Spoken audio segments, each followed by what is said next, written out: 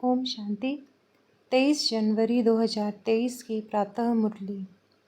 बाबा कहते, मीठे बच्चे, पवित्रता बिना भारत स्वर्ग बन नहीं सकता।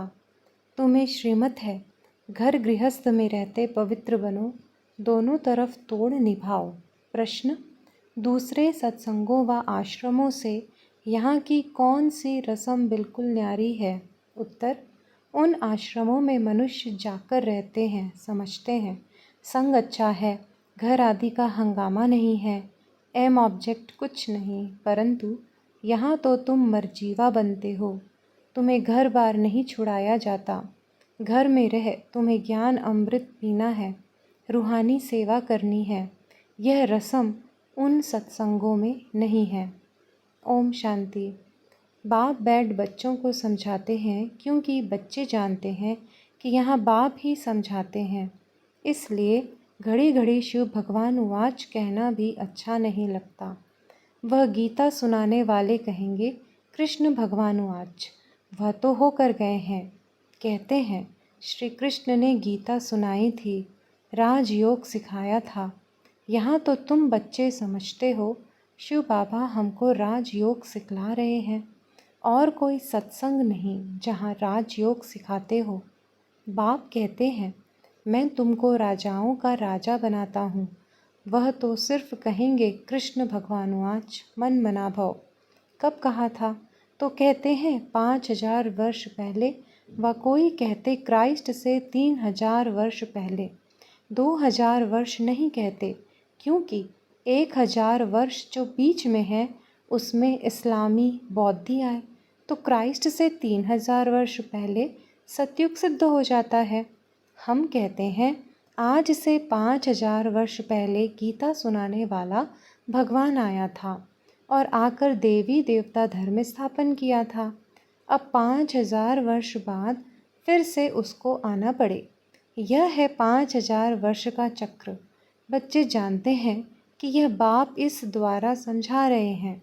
दुनिया में तो अनेक प्रकार के सत्संग हैं जहाँ मनुष्य जाते हैं। कोई आश्रमों में जाकर रहते भी हैं तो उसको ऐसे नहीं कहेंगे कि माता पिता पास जाए जन्म लिया व उनसे कोई वर्षा मिलता है। नहीं, सिर्फ वह संग अच्छा समझते हैं। वहाँ घर आदि का कोई भी हंगामा नहीं होता। बाकी एम ऑब्जेक्ट तो कुछ भी नहीं है। यहाँ तो तुम कहते हो हम माता पिता के पास आए हैं। यह है तुम्हारा मर्जीवा जन्म।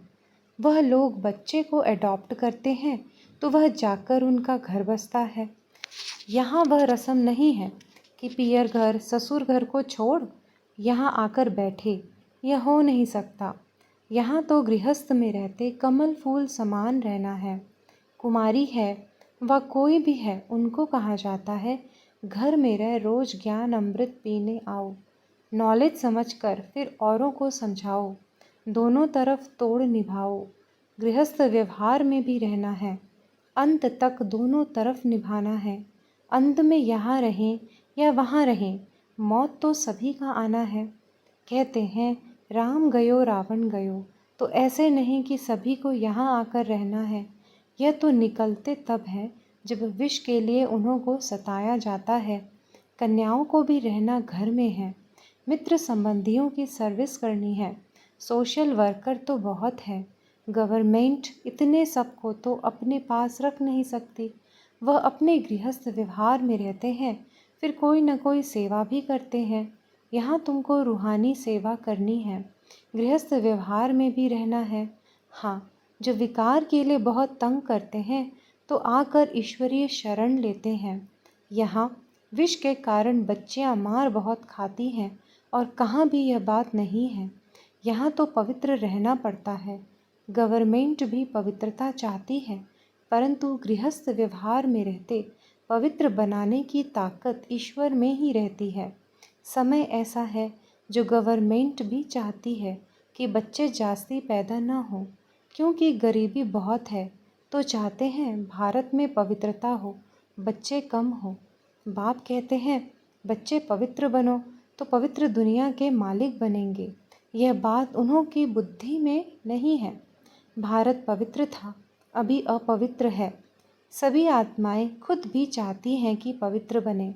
यहाँ दुख बहुत है।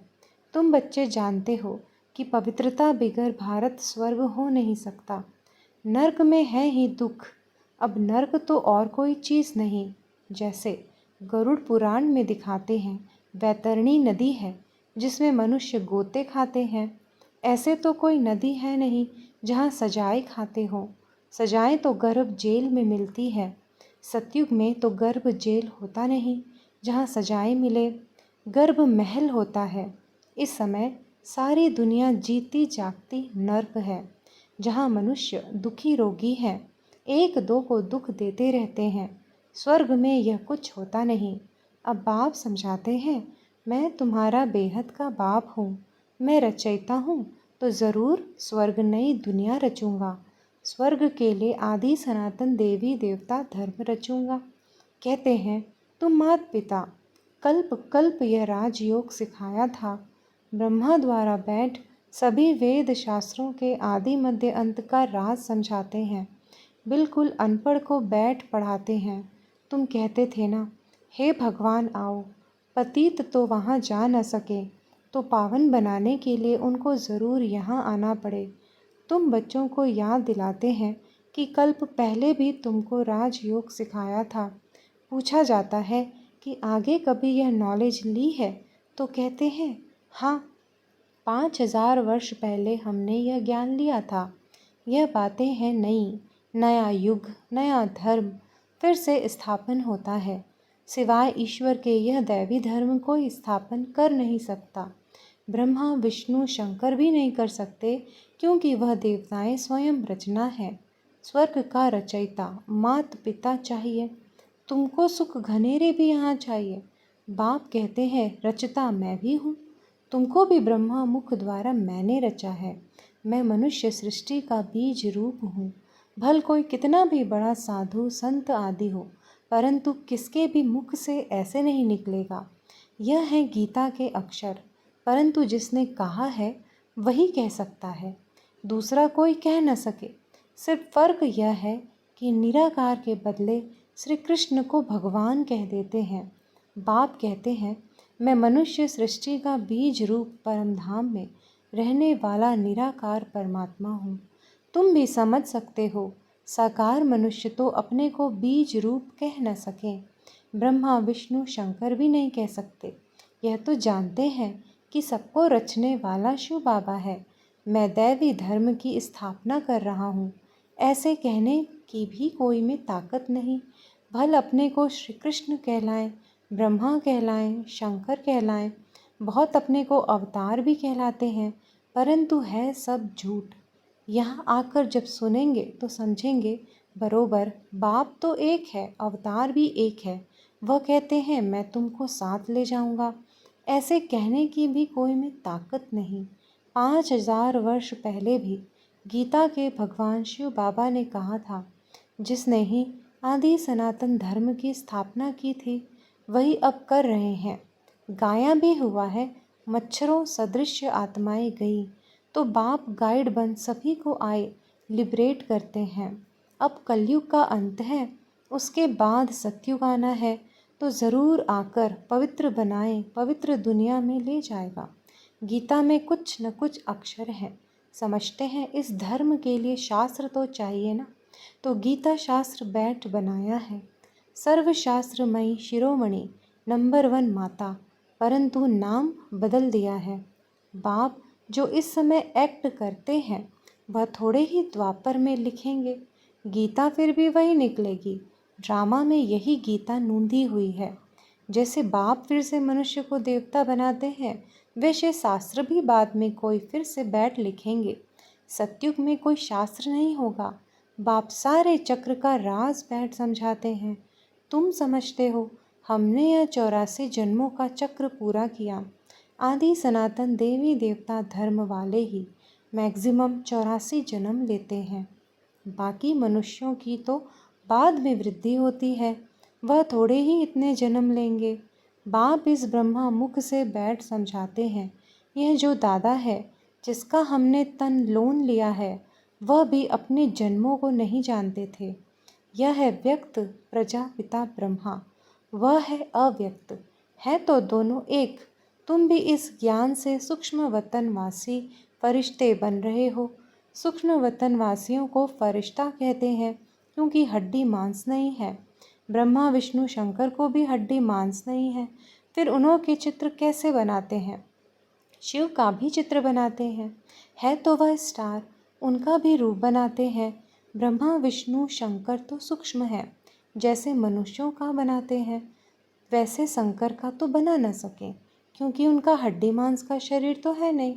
हम तो समझाने के लिए ऐसे स्थूल बनाते हैं, परंतु तुम भी देखते हो कि वह सूक्ष्म है। अच्छा, मीठे मीठे सिकी नदे बच्चों प्रति माता पिता बाप दादा का याद प्यार और गुड मॉर्निंग। रूहानी बाप की रूहानी बच्चों को नमस्ते। रात्रि क्लास 13/7/68। मनुष्य दो चीज़ को ज़रूर चाहते हैं, एक है शांति, दूसरा सुख। विश्व में शांति व अपने लिए शांति, विश्व पर सुख व अपने लिए सुख की चाह रहती है मनुष्यों को। तो पूछना होता है, अभी अशांति है तो ज़रूर कब शांति हुई होगी, परंतु वह कब कैसे होती है, अशांति क्यों हुई, यह कोई को पता ही नहीं है, क्योंकि घोर अंधियारे में है। तुम शांति और सुख के लिए सबको बहुत अच्छा रास्ता बताते हो, तो सुनकर उन्हें खुशी होती है, लेकिन जब सुनते हैं पावन भी बनना है तो ठंडे पड़ जाते हैं। यह विकार है सभी का दुश्मन और फिर सभी का प्यारा है। इसको छोड़ने में हृदय विदीर्ण होता है। नाम भी है विष, फिर भी छोड़ते नहीं हैं। तुम कितना माथा मारते हो, फिर भी हार खा लेते हैं। सारी पवित्रता की ही बात है, इनमें बहुत फेल होते हैं। कोई कन्या को देखा तो आकर्षण होती है, क्रोध व लोभ व मोह की आकर्षण नहीं होती है। काम महाशत्रु है, इन पर जीत पाना महावीर का काम है। देह अभिमान के बाद पहले काम ही आता है, इन पर जीत पानी है। जो पवित्र है उनके आगे अपवित्र कामी मनुष्य नमन करते हैं, कहते हैं हम विकारी, आप निर्विकारी। ऐसे नहीं कहते हम क्रोधी लोभी। सारी बात विकार की है, शादी करते ही हैं विकार के लिए। यह फुरना रहता है माँ बाप को, बड़े हो तो पैसा भी देंगे, विकार में भी जाएंगे, विकार में न जाए तो झगड़ा मच जाए। तुम बच्चों को समझाना होता है, यह देवताएं संपूर्ण निर्विकारी थे। तुम्हारे पास एम ऑब्जेक्ट सामने है, नर से नारायण, राजाओं का भी राजा बनना है। चित्र सामने है, इसको सत्संग नहीं कहा जाता, यह पाठशाला है। सच्चा सत्संग सच्चे बाप के साथ तब हो जब सम्मुख राजयोग सिखावे। सत का संग चाहिए, वही गीता का ज्ञान देते हैं, अर्थात राजयोग सिखलाते हैं। बाप कोई गीता सुनाते नहीं, मनुष्य समझते हैं नाम है गीता पाठशाला, तो जाकर गीता सुने, इतनी कशिश होती है। यह सच्ची गीता पाठशाला है, जहाँ 1 सेकंड में सद्गति, हेल्थ, वेल्थ और हैप्पीनेस मिलती है। तो पूछे सच्ची गीता पाठशाला क्यों लिखते हो? सिर्फ गीता पाठशाला लिखना कॉमन हो जाता है।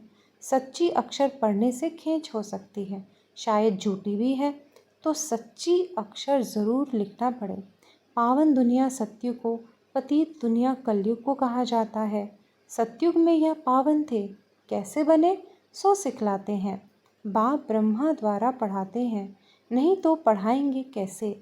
यह यात्रा समझेंगे वही जिन्होंने कल्प पहले समझा है। भक्ति मार्ग के दुबन में फंसे हुए हैं। भक्ति का भक्का बहुत है, यह तो कुछ भी नहीं है।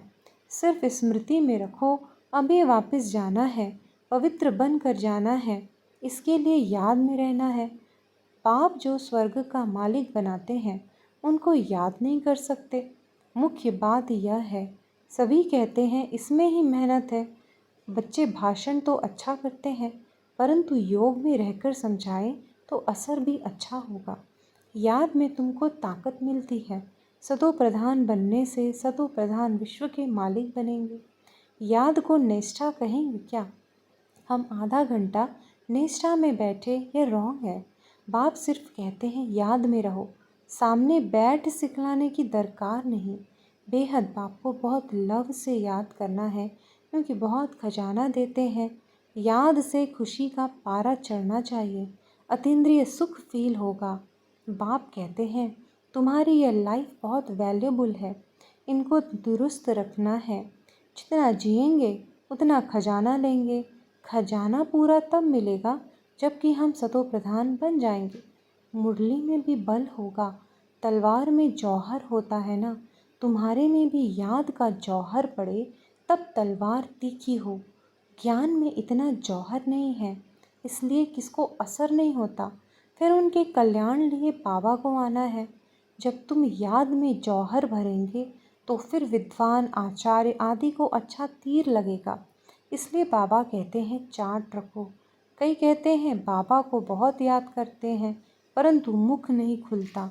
तुम याद में रहो तो विकर्म विनाश होंगे। अच्छा बच्चों को गुड नाइट।